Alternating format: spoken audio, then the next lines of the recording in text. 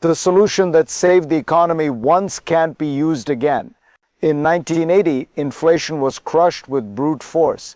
Interest rates were pushed to nearly 20%. Prices collapsed. Confidence in the dollar returned. That moment became a legend, a blueprint, a promise that no matter how bad things got, there was always a lever to pull. But here's the contradiction nobody likes to sit with. Pulling that same lever today wouldn't save the system. It would break it. Back then, the United States carried relatively little debt.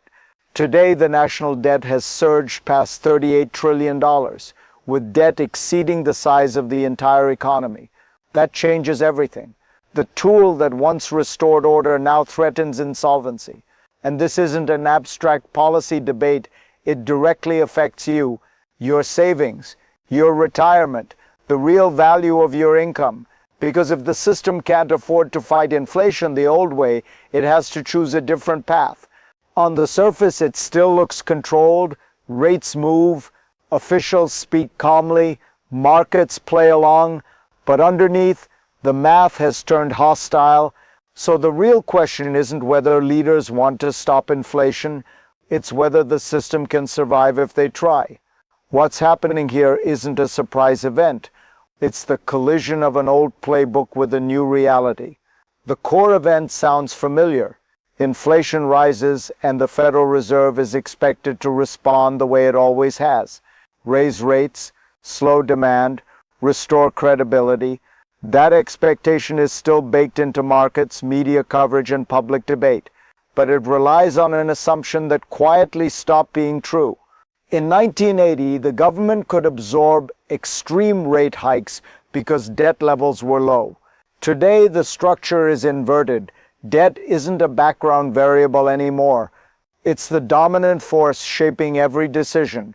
With debt now larger than the entire economy, interest rates don't just affect growth, they determine solvency. That's why this moment can't be treated as an isolated inflation cycle. It's part of a larger pattern where monetary policy is no longer free to act independently. The cost of past borrowing now dictates the limits of present action. Here's the reframing question most people aren't asking. If the system cannot raise rates high enough to beat inflation, what exactly is monetary policy managing now? And once you ask that, the story shifts from control to constraint. There's a blunt claim hiding in the numbers, and once you see it, it's hard to unsee. The Federal Reserve cannot repeat what it did in 1980 without triggering a fiscal collapse. Back then, interest rates were pushed to around 20%. That move worked because the debt-to-GDP ratio sat near 30%. The government could withstand the shock. Today, debt has climbed past $38 trillion, and debt relative to the economy has moved beyond 120%. Same tool, completely different consequences. Run the math forward. If rates were lifted even to 10 or 15%, the interest expense on that debt would surge to levels that are clearly unmanageable. Not politically difficult, not economically painful, structurally impossible to sustain. The government wouldn't be fighting inflation, it would be fighting insolvency. This is where the story quietly flips. Because once markets understand that rates cannot go high enough to restore positive real yields without bankrupting the state, the old credibility mechanism disappears. The promise behind the currency weakens. Now notice what's missing from official discussions. No serious denial of the debt figures, no challenge to the interest math. Instead, the language stays abstract, forward-looking, and carefully non-committal. Because acknowledging this constraint out loud would force a different conversation entirely. And that conversation leads somewhere most people aren't prepared to go yet. Once that reality sets in, the situation doesn't pause, it accelerates. Because when policymakers lose the ability to use interest rates as a real weapon, inflation stops being something they can decisively end. It becomes something they have to manage around. And that shift has consequences that don't show up immediately but compound fast. There's a historical contrast that matters here.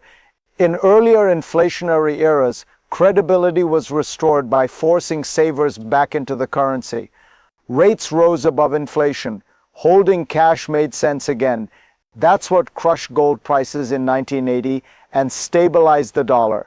Today, that mechanism is gone. Rates may rise, but they stay below inflation. The reward for holding cash disappears. What replaces it is normalization. Elevated inflation becomes acceptable.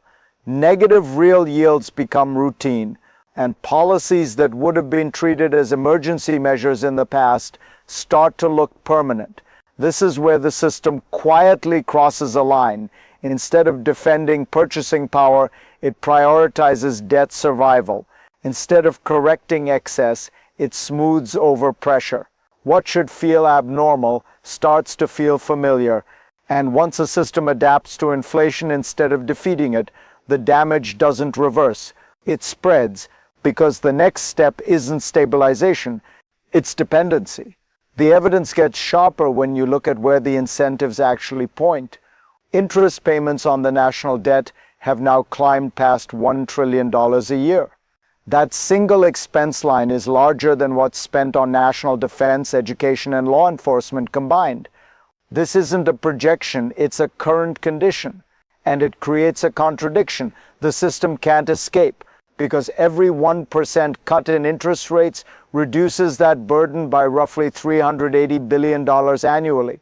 That means lowering rates doesn't just help markets, it directly stabilizes the government's finances.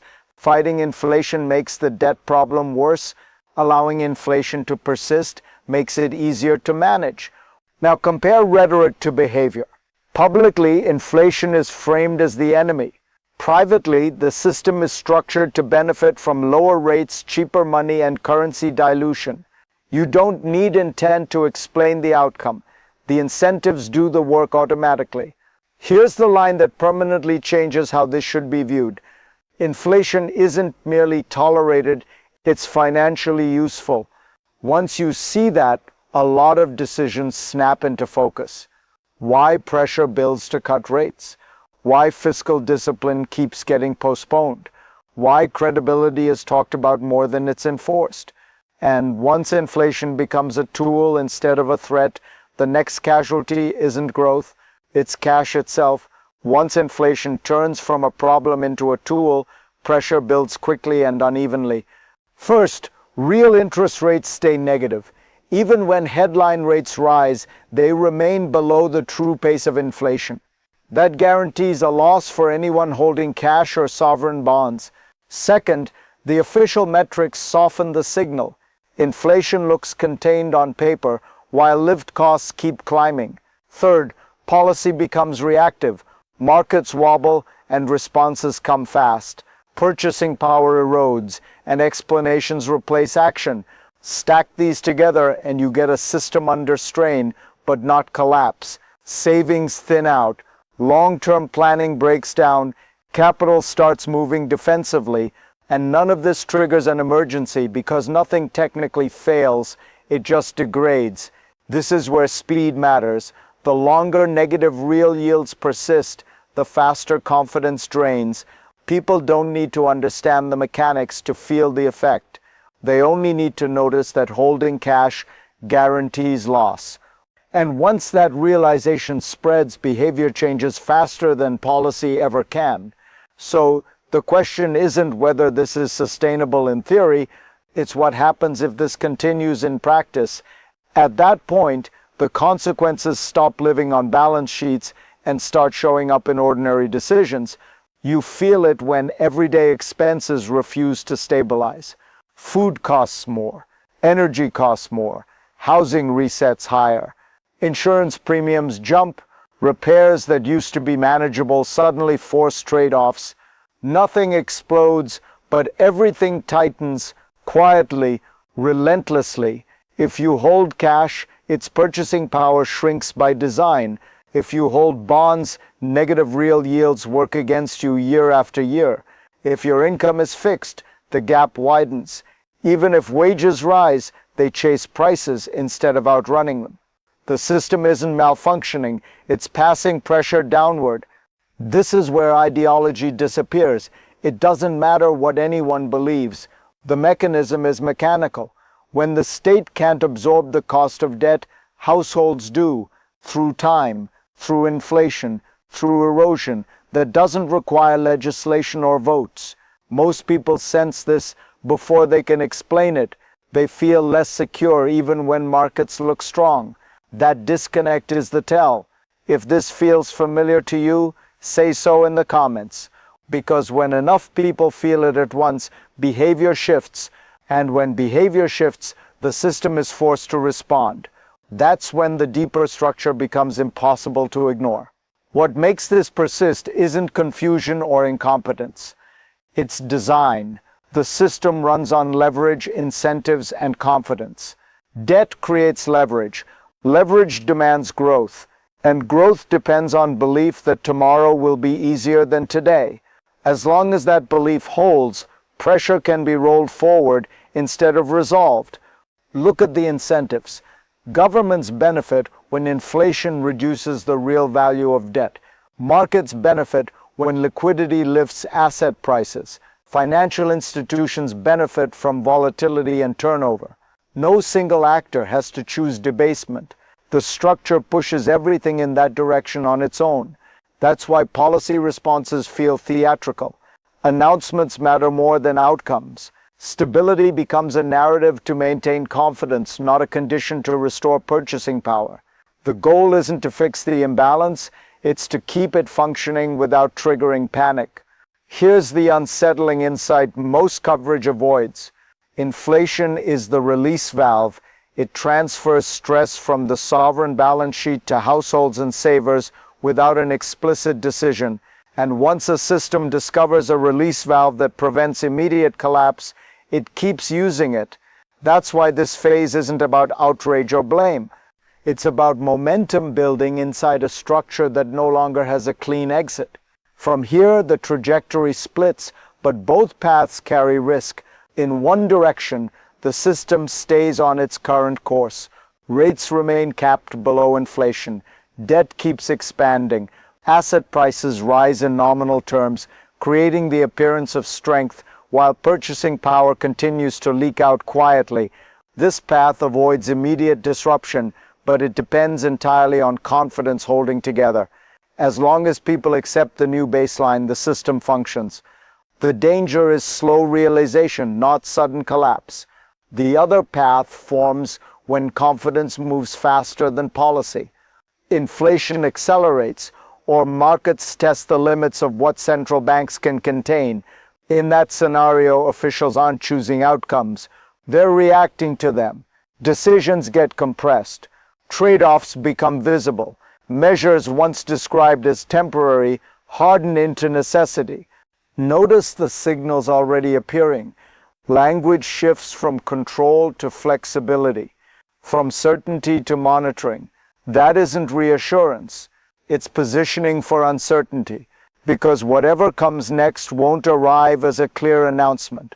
It will emerge through reactions, through what the system tolerates under pressure, and once momentum takes over, the window to respond closes quickly. The mistake is thinking this story is about inflation alone. It's about a system that no longer has a clean way to correct itself. A structure built on debt that now relies on time, confidence, and gradual dilution to survive. Inflation isn't the failure in that system. It's the signal showing where the pressure is being redirected. Once you see that, the contradictions stop looking random. Why inflation never quite gets defeated. Why rates hesitate at critical moments. Why asset prices rise while daily life feels harder. It's the same mechanism working quietly in the background. And this is why the outcome won't arrive as a single dramatic event. It will arrive as a series of adjustments, new baselines, quiet shifts that would have sounded extreme not long ago. Most people won't notice the full change until it's already behind them. The real question isn't how high prices go, it's how long confidence holds. Because when belief finally cracks, it doesn't move slowly. It moves fast. And the people who understood the structure early aren't reacting in panic. They're already positioned. If you want to keep tracking where this is heading and what the next pressure point looks like, Follow for continued analysis.